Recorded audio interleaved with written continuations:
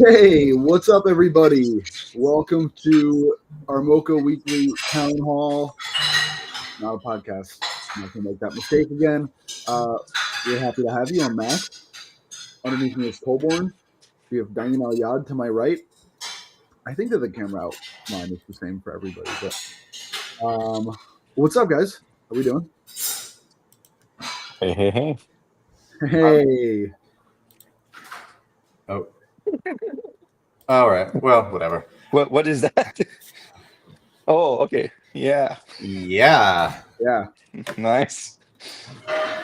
Colborne, It felt a little 4th of July. I don't know. I'm coming very 4th of July. Maybe I need to get into fall mode. Yeah. Well, I suppose today is. You know what? I'm not going to say it. Could have been the last time I've done one of these things, unfortunately. What'd you do on 4th of July this year, Colborne? I had a barbecue at the house. Nice. Sweet. Yeah, made a banging stack of ribs. Sounds delicious. Yeah. Let's jump right into some stuff that. Well, let me ask you guys first, because I have a couple of things that I'd like to talk about, but I'd like to know if there's anything that you guys have noticed in the world that you want to just mention. What's going on? What have we seen? Well, it feels like in crypto art, there will be blood.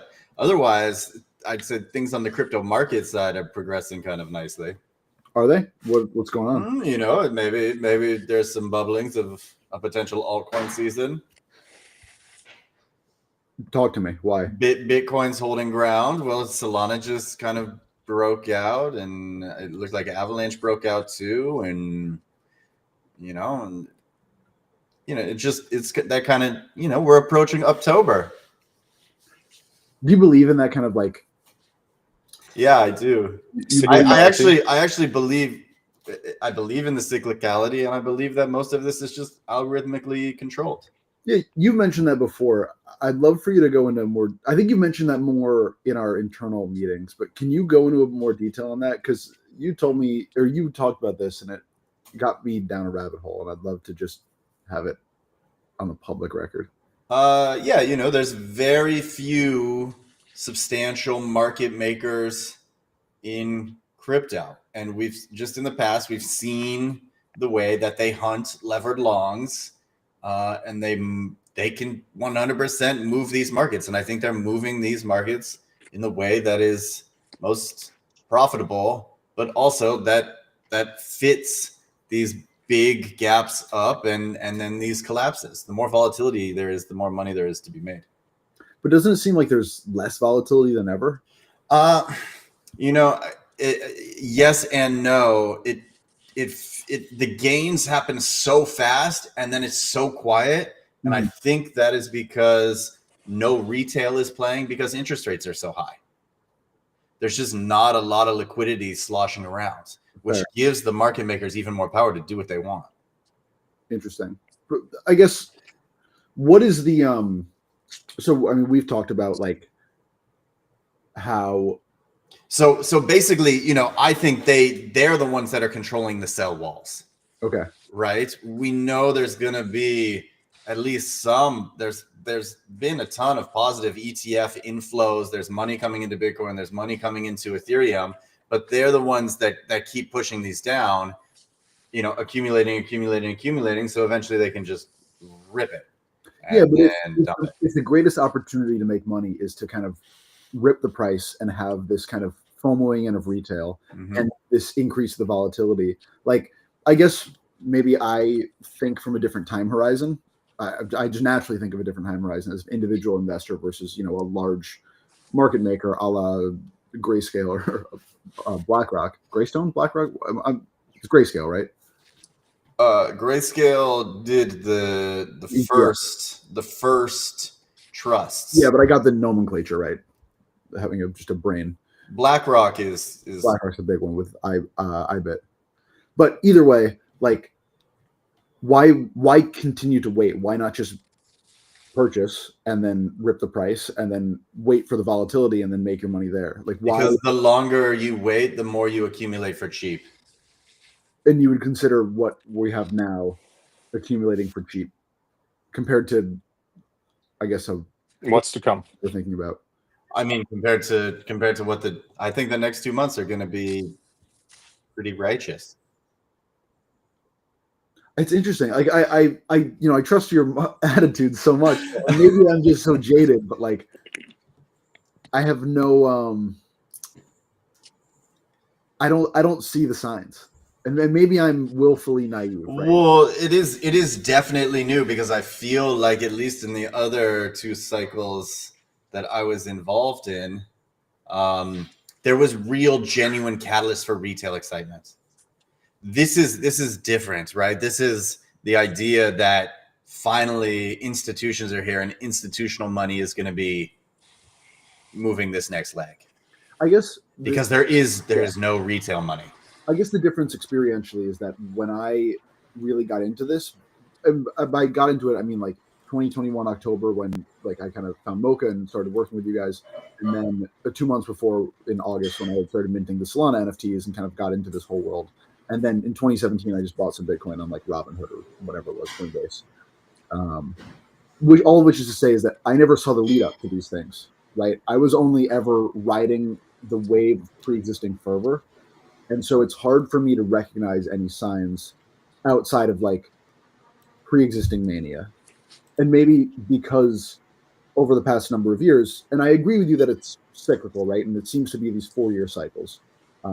And we're now at the point at which we should be in this 4-year cycle. Which are happening cycles. Which are happening cycles. I guess I am just jaded by all of the times that this person or that institution or this great argument came out for why, things should start ripping, and then they didn't, or they had this, like what happened at the end of last year, we had this kind of like false jump of everything and then kind of crash back down. Yeah, I guess like I mean that wasn't that wasn't like a truly false. That was definitely a substantial leg. That was like 60,000-70,000 Bitcoin to 110. Yes, however, it was a lot of like price action, but no trickle down.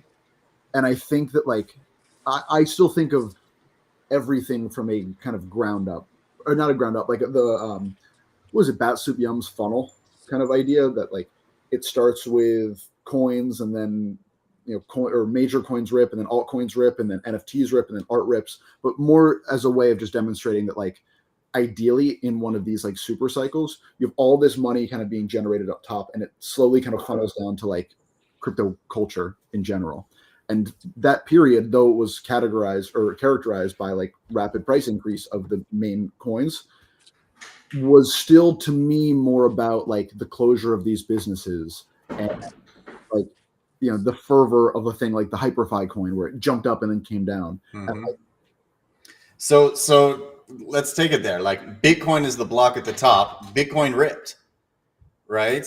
Yeah. Ethereum, has been, I think, like double since May. So Bitcoin ripped, then Ethereum ripped, and now, now it's seemingly looking like altcoins are going to break out. And then once altcoins break out, like boom, everything rips all at once. So you think that the gap from Bitcoin to Ethereum, time gap from Ethereum to altcoins, lesser time gap? No. I think it seems the same because like Bitcoin, didn't it do it in January, right around the inauguration, 110? We're still kind of there. So yeah, but then it was what, 6 months before like ETH started to really pick up? Yeah, so like 4 months to May, and then ETH started picking up, and 4 months to here. Give it by October, I think like the halvening was in April of this year, right? April of last year. It was last year. I think so. Yeah, I'm losing my mind. Obviously, it was a year ago. Yeah, I don't know. There is like 8 month consolidation where that starts to level out. it feels to me so much, at least technically, like past cycles. Diane, what do you think? I mean, all of that makes sense to me. I also think, though, with the sort of institutional moves that are happening, we are might still be a while, but I think we're making some very meaningful and solid movement towards a place where it becomes increasingly ridiculous to dismiss crypto as nothing but scams and just a fad and probably not gonna last. Yeah. Because now you have increasingly huge international institutions, national institutions, basically looking to Bitcoin, building on Ethereum, so on and so forth. And like that's I think sort of needed for things to get to the point of people seeing cryptocurrency as as they see cash, which like plenty of cash is used to pay murderers and terrorists and drugs and whatever else, but nobody is like frowning at the idea of getting a big stack of bills in their hands. Mm. So I think all that is good, and while I don't necessarily think it's about to happen, I think it's stuff like this that's needed to get to a point where normal people start trickling in more and more, hopefully through like increasing number of retail on ramps and basically that is I think what can potentially create a movement enough and like a volume enough to maybe eventually break us out of these cycles. Yeah. I guess I wonder, like, I'm not sure if we have any experience with this in the space to begin with, but like, I wonder, like, that on-ramp of retail, like, is that going to lead to the kind of speculative fervor where the prices of these things do what we have seen them do in the past, where they 3, 4, 5, 6x?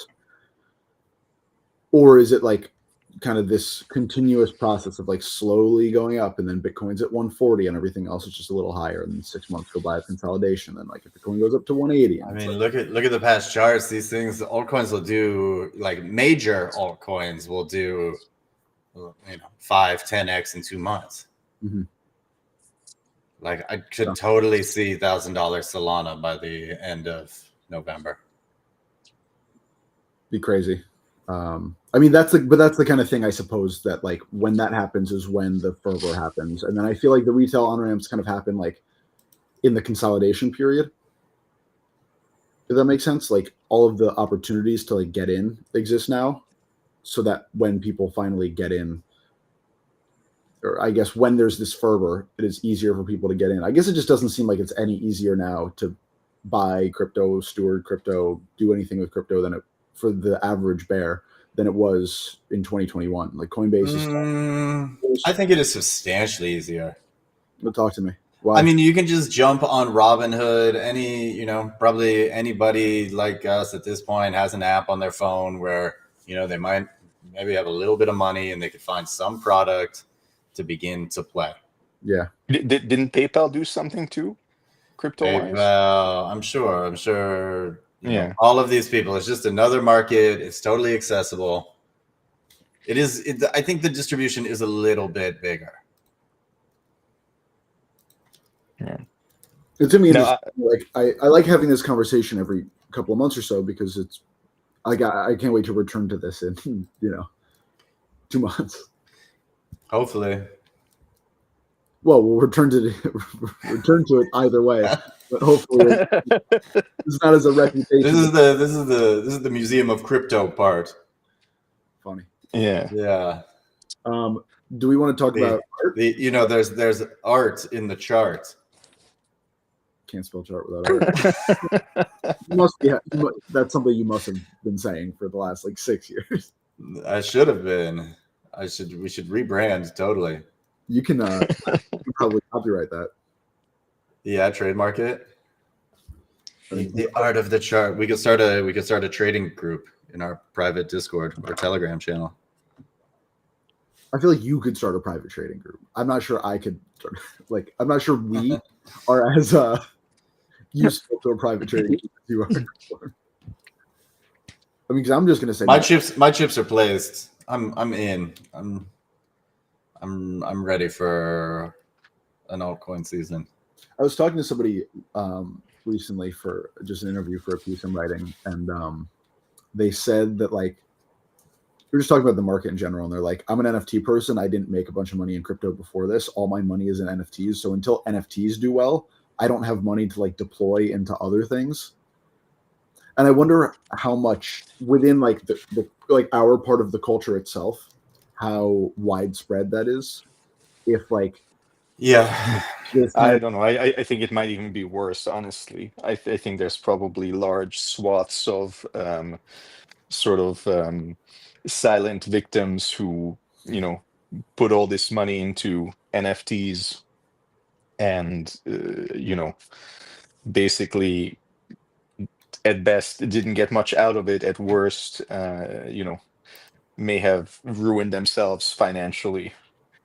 And like that's not the thing you brag about on Twitter. I think you learn very quickly that illiquidity is the biggest danger. Yeah, it's a killer for sure. Markets will go very quick to zero, and if they're illiquid.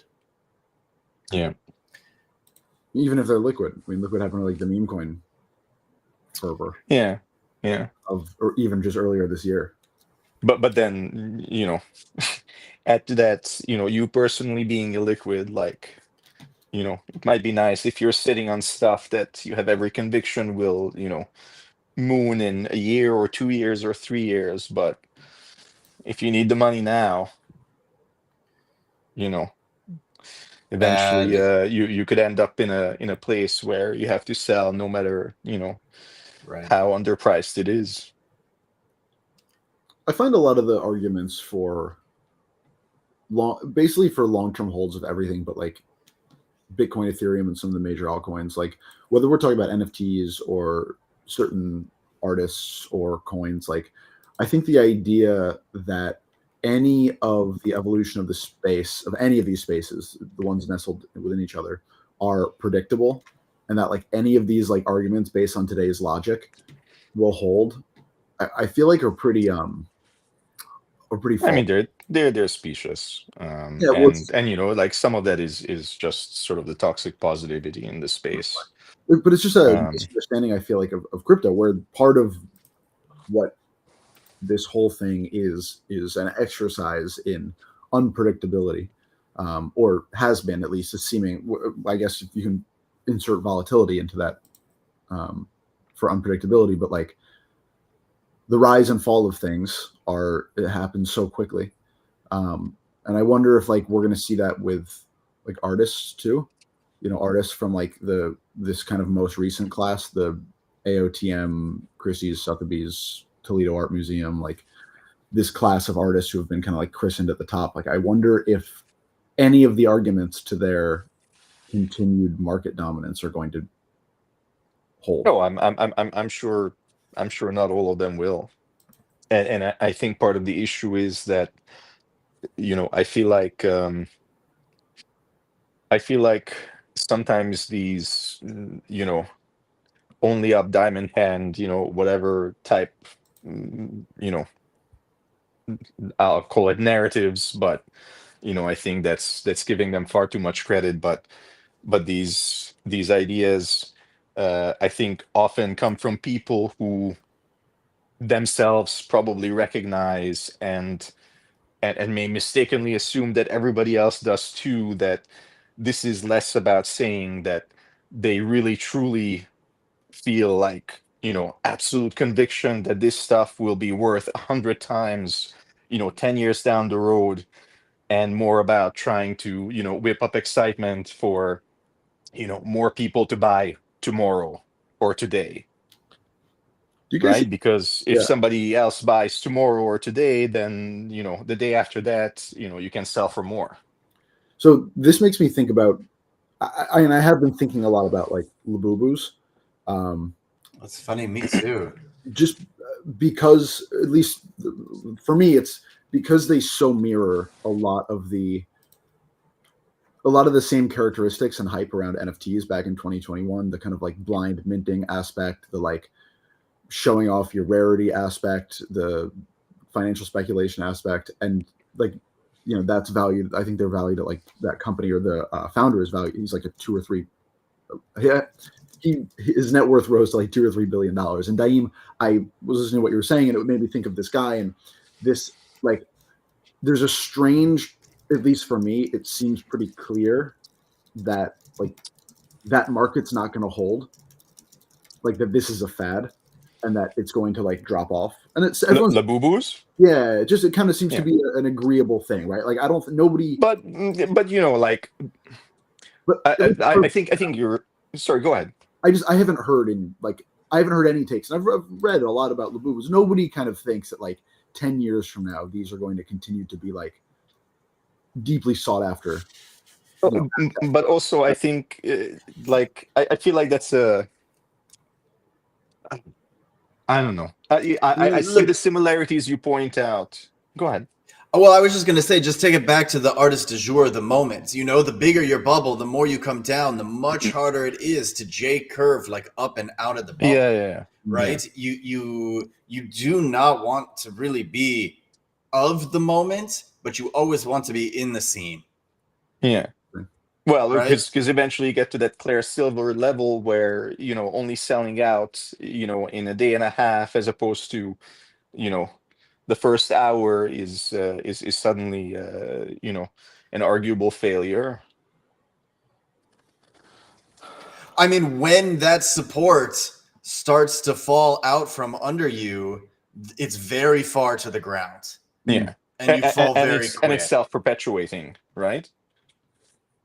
The perception that you're losing support will make you lose yet more support. Why have you been thinking about Labubu, Scoborn? I just think it's the same reason. I've been thinking a lot about like Labubus and Pokemon cards, and yeah, just the idea of like nostalgic comfort and what it means for IP to persist over time. I've been thinking a lot about like what also like Gandhi means and putting more loans on these things and being able to access this trapped liquidity, how that reinforces value.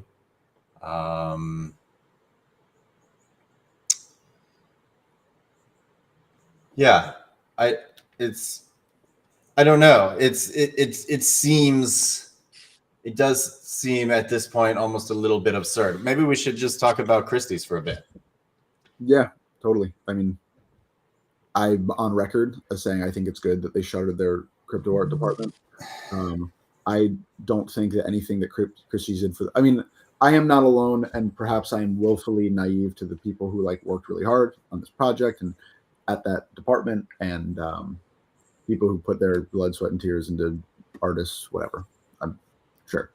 But all I ever saw from Christie's was extracting value from wherever they could. And that usually meant reinforcing an arbitrary artist hierarchy. Whenever they decided to descend into the space in 2022 or whenever that was, to just say, okay, well, these are people who are going to make us a little bit of money, and the art market is struggling as a whole, so we're going to jump in here and try to make money from these people. And liquidity's dried up there too. Let's just lay off these people and go back to doing what we were doing before.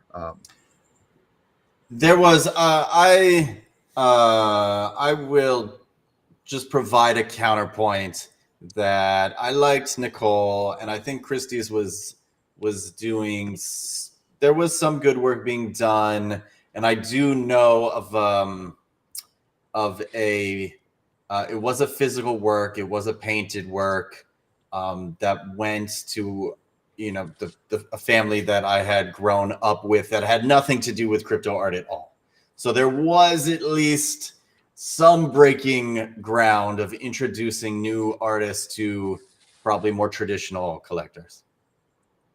And That's interesting. And there certainly is, I think, a but just real quick caveat, I think that's plenty good work for Christie's to do. I don't think it's the interesting work of going to the people who have made tens of millions of dollars and encouraging them to go and build an art collection in crypto. The people who have made their money in crypto and teaching them why it is important to support artists that are working in this medium, or educate them on it. I think it's still very difficult to, the two pathways towards like why any of this art is valuable, or traditionally in crypto art, why this art is valuable is two things, right? It's either technically brilliant or it's beautiful to look at. And if it's beautiful to look at for the layperson, we still can't display it, right? You still can't really have it in your home without a rig. And that is just going to be a death knell to most traditional collectors. The other point, like technical brilliance, like which I think we have a ton of in crypto art, if the layperson's just not going to be able to access that too, where they're not going to bring someone to their home and be like, oh, by the way, this was one of the first P5JS, PJ5S. This is one of the first, stable diffusion models to like actually pull images from latent space. Like it's too complicated. And so like the two things that we use to ascribe value, or that are commonly, I think, at a marketeering level used to ascribe value, or used to ascribe cultural value to something that has financial value, are inaccessible to traditional collectors because of, on one side, I guess on both sides, like difficulty of access. And I just don't see that bridge being crossed. And Christie's never really crossed that bridge. They were just selling crypto art to crypto art collectors most of the time. I'm sure, Colborne, as you said, like there were instances of like a physical painting going to somebody. I don't know this Nicole person myself, but everybody seems to agree that she did excellent work. And so I tend to trust that attitude. And maybe it's a positive development that Christie's is just going to wrap this up into everything else, right? That crypto art and digital art, NFT art, whatever they want to call it, blockchain art, is just going to be wrapped up into modern and contemporary art. I mean, it's hard to, I guess when you're selling whatever, $100 million, Monets or Picassos or whatever, that is going to pay for the overhead of the department that is coordinating those things. I guess it's entirely possible that was probably a loss leading department. And, when it comes down to brass tacks and numbers, and it's going to be cut. I mean, it's like college athletics, right? It's like you have these schools where like football, like Clemson, as an example, Clemson University in South Carolina, like their football team makes all the money selling tickets, merchandise, whatever, makes all the money for all the other sports, right? There's like talk of always at these schools about like cutting some of these sports, whether it's, crew or volleyball or whatever, because like the moneymaker that makes everything go is football for all of these big schools. And why, if in the case of a Christie's where finances are the number one priority and there really is no, like, to my eye, there's not really a desire for like cultural uplift or cultural, I don't know, development. It's really about making a buck on whatever's big. And that's cynical, but so be it. Like, well, I don't see why you would do anything that isn't generating, your $100 million sales. That's probably like $100 million Picasso sale that probably matches everything, every sale that's ever been made in every crypto art, digital art, whatever. Yes, definitely. Yeah. Auction. So Yeah. why bother? Because you don't have to custody the artwork, and you don't have to, but it could potentially be very lucrative. Yeah, but why not just if they're not holding anything, right? They're not investing in anything. They're just like middlemaning sales. So why not just bring this department back when X copy does go for $50 million, right? Why dip your toe in now where this work is going for 6 figures and you're like, yeah, I mean, because it all goes back to a Beeple piece selling for $69 million. totally. Right? They thought there was money at the top and crypto art and patrons to continue justifying probably, 5, 10, $20 million in sales on an auction. But that's what they were theoretically, at least my understanding of like when Sotheby's and Christie's arrived in crypto art, the idea was that they were going to start bridging the gap between this movement and the traditional art world. They were going to be showing those collectors from the traditional art world why this work mattered. And they were, I think this is of their failure to do that. I mean, I thought that AI auction in particular was well done. I mean, we can't escape the macro context. Again, I don't think they were victims of their own work. I thought the work was fine. It fit the bill. But what is the work? Just like making a good looking website? Yeah. Building long-term relationships with artists who you think have deep collector bases that are going to continue to grow, and you have to attract new people into those artworks. At the end of the day, they are not representing artists, they're selling work. Right? It's not their job to represent artists. That's what gallerists do. We don't have gallerists in this space, right? So I think there was an expectation de facto that they would be representing the artists, but that was somebody else's job a long time ago, or it was the artist's job. And all of these roles we don't have analogies for because, we said all of it didn't matter, but it does matter. And that's how you end up with the idea of like network art. And the only thing that really matters is like the network of people behind the art. If they're doing the job that the galleries and art dealers had. Yeah. Right. And so the influencers become the de facto gallerists. But as like Brandon was going off and saying, it's like so disingenuous as a collector to like buy something and then just start hyping it. It's very foreign and weird to me. And I think it was very foreign and weird to a lot of like, it should have been the sale and because the sale is public, that should be enough. Yeah. I mean, basically the thing they were doing is the stuff that is presumably a lot of the same stuff, probably not as well done, that made Maker's Place, close its doors, and that inexplicably Super Rare decided to pivot to. Well, no one. And if it's not worth for Christie's, like, how is Super Rare going to survive off of that? I mean, again, like, I think that it's nobody's fault, right? Reaching out to traditional art world collectors is impossible if you can't look at the art in your house, right? If that's going to be, if that's going to not be a thing that anybody, for whatever reason, nobody's able to crack that code, then none of this is going to go anywhere except for those artists who are going to like take a technical process and make a print of it, and it'll just be about a name, like the art. But I feel like it could be so simple, and I think a lot of it is like us as like the crypto art scene overcomplicating things, because if and I think what you're saying is important, but why not have made every one of these Christie's sales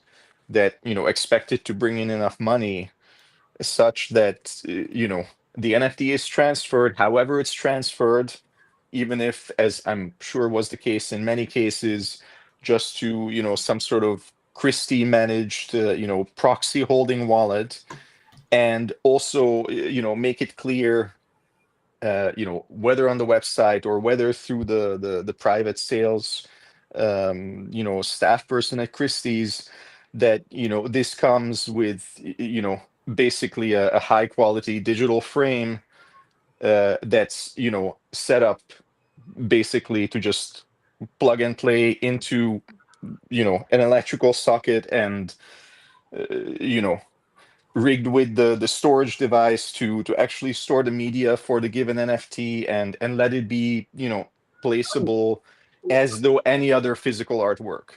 Colbert, I know you have to go in a minute, so if you gotta bounce. Should I But just say goodbye now?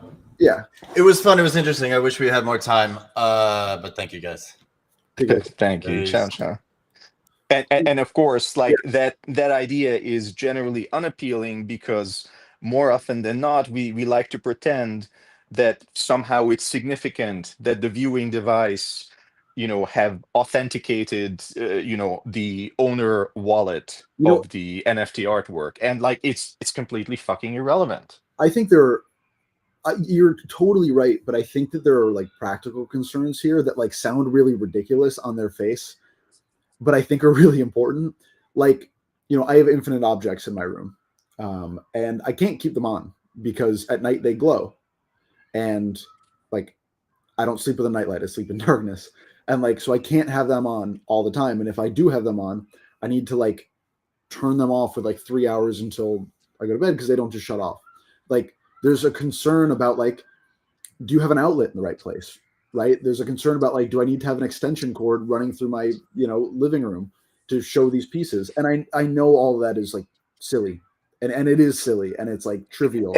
Okay, and I get that, but I feel like these are bigger concerns for like you and I, living in our rinky-dink apartments with no right to do crazy random shit. But if you were somebody with millions to burn on art, then it's probably fairly trivial for you to get a new electrical outlet ran behind wherever you're planning to hang this thing in No, your you're totally magnificent right. mansion. You're totally right, but I do disagree. Like, yes, it is financially trivial, but it's extra work.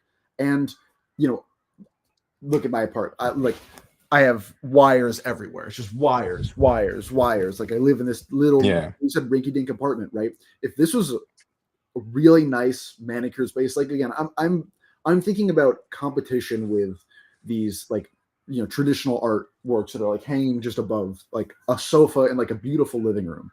It's like, well, is like, if that has a wire going down it, and then there's like a wire going along the wall, like, it's just one more thing that somebody has to do, and it's one more thing that now I have to like worry about, and it's just one more thing of one more perceived imperfection in a space that I'm looking to be perfect.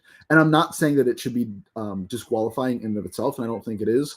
But if now if now we have reached a point where crypto art is really trying to compete for the attention of traditional art collectors, that is just another consideration. It's a small but present. It's present in the con column versus the pros of physical art, which is like it can just go there. No, for sure. But I guess what I'm saying is, I think you're right about every single one of these points. But, like right now, you could have all the stuff you're talking about solved. Mm-hmm. And, like we could be living in this magnificent future where, I don't know, like sliding panel, hideable electrical outlets are everywhere on people's walls and can be, readily accessed at a moment's notice. And and we would still not be in a place where it would be straightforward to display something you just bought. Mm-hmm. But It's like those are, I think, things that obviously the artists themselves cannot solve, and that like Christie's or like whoever the seller is cannot solve. Yeah, and I think that that's a really great point, right? Like, but the stuff that we can solve, like we're still not solving. yeah, it's environmental factors, not And in fact, we have again this weird ass narrative that even though we acknowledge that what really matters is what wallet controls the blockchain minted, verifiable, provenance original, we still act like somehow it's super crucial that even though anybody can look at the damn thing online and on their phone and like 1,000 different ways, that a proper electronic NFT frame not be able to are you still there? Me? Sorry. Yeah. Yeah. That a proper electronic NFT frame not be able to display stuff that isn't authenticated by it to a wallet that was logged into in it. And Yeah. like, why? Completely unnecessary, and it's literally holding back adoption, which as you said has tons of other challenges still. But I mean, until like I feel like until that part is solved, like why even worry about the other things? Yeah, it's a great point. It's funny. Yeah. Like I have an old iPad in my room that I like affixed to the wall with text, and I usually like when I turn it on, I use it. I display Matt Cain's Gazer #0, which is not mine, and I'm pretty sure it's Matt's. But I just really like it, and it's green and it's beautiful and it moves, and I find it very. Yeah. And there is a part of me that does feel like there's kind of it's this weird like almost ethical gray area of like, is it right for me to display this art that I don't own? It is right. And it is right. I, Like, I know that, I am telling you, it is right. but there's the Making myself logical, the arbiter here. yeah, but there's the logical side. It's like, of course this is fine, and I've talked to Matt about it. He's like, oh, that's super cool. And then there's the like ingrained social normalization side of me. It's like someone's going to come in your room and see this and be like, oh, is that yours? And be like, no, it's just something I like. But you know what? It's Somebody comes into your room, they ask you, is this yours?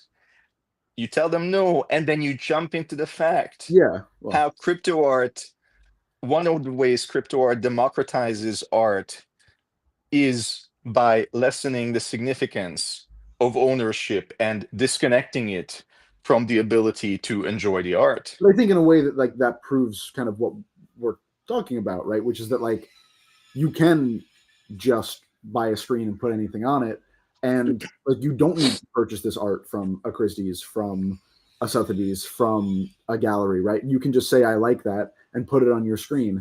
And I do think that like lessening the significance of ownership for a lot of people defeats the purpose of purchasing the art in the first place, which is about the significance of the ownership and saying I own this and there it is. Okay, but I mean, if you're talking about high price stuff, then the flex is the ownership, and displaying it gets you to a point where you can naturally segue into that I own this conversation. So I think that's probably again more of a concern at like sort of your and my level of art collecting, which which is significant, by the way, because of course the majority of the world's population falls into your and my level of art collecting and not into Well, I think we're Mr. Hoity-toity in his I mansion. think both of us are. It's funny, like I think both of us are firmly in the 1% in terms of art ownership, right? And Well, sure, that's true as well, but like I own probably like 4 low 5 figures of art if I were to sell everything right now, like maybe. I think that is far more than most people. I think we're all, and that makes sense because we both live and work in an art movement. But I think in some ways I think we're still significantly closer to sort of the everyman art collector that hopefully will come into being once yeah, crypto arts kind of becomes accessible and more broadly recognized and all that. yeah, Yeah, but yeah, no, you make a good point. it's a good conversation. Yeah. Why don't we kick off for today a little bit early? and come back. I want to sleep on this and talk about it more because it's really interesting, and I appreciate your insight. Yeah. Yeah, sounds good. Cool. Thank you. One more thing I'll share. I have this.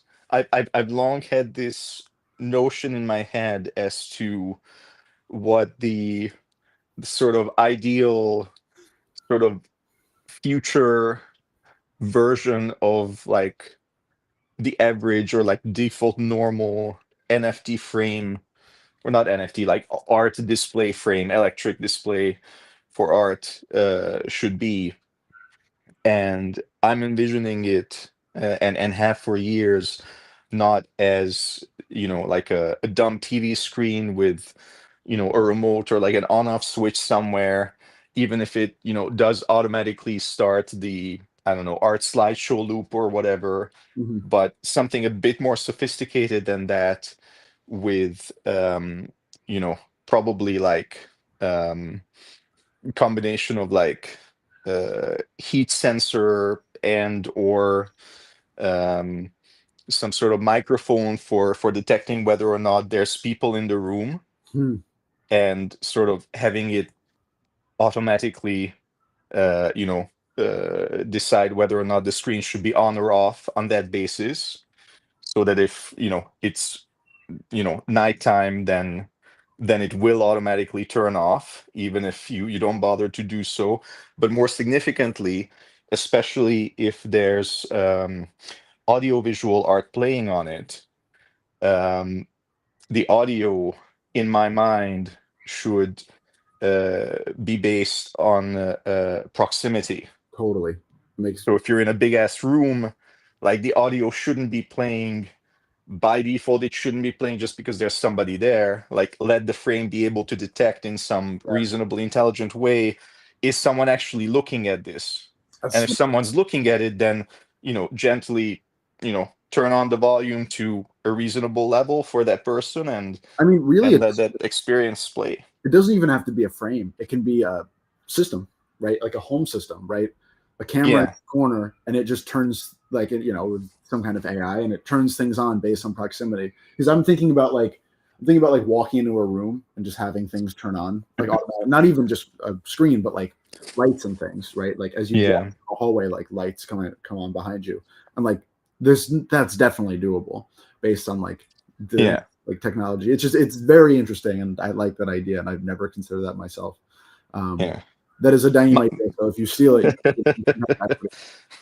yeah, but I feel like some of that stuff at least feels like a natural conclusion for these technologies to end up at. Yeah, but the question always becomes, and it's been this way in all my conversations about the metaverse, all my conversations about physical crypto art or whatever, VR, AR, it's like all of the all the ideology is there, but the actual execution and manufacturing, it just is so far behind, and it's hard to like see when any of this stuff could possibly be coming. And until then, I mean, to avoid being in a state of just arrested development. Yeah.